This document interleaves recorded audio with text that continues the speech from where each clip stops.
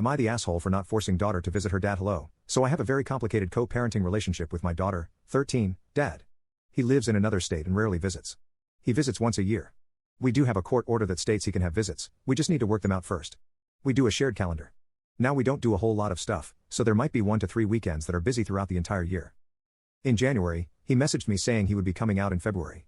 I hadn't put anything on the calendar yet, but knew we would be busy only one weekend that month, Valentine's Day, then my B-Day is next day. That just happened to be the weekend he picked. I told him that wasn't a good weekend, but every other weekend was completely open. He got mad, said no, he was coming down that weekend and there was nothing I could do about it. Honestly, wasn't going to argue with him. So I informed my daughter that her dad was coming out that weekend.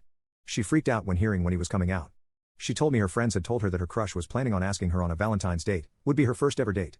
She immediately called her dad and begged him to move the weekend. He actually yelled at her, then yelled at me for turning her against him. She ended up hanging up on him and has been ignoring his calls since. Well, she was asked out on a movie date for Valentine's Day, to be supervised by boy's mom. So Valentine's Day comes, her dad is in town now, she refuses to go and goes on her date. She refuses to even meet up with him. I've tried multiple times to get her to go see him, even for a bit, but she is not budging. He is obviously very mad, he's now threatening to call police and the courts to see if I can be thrown in jail.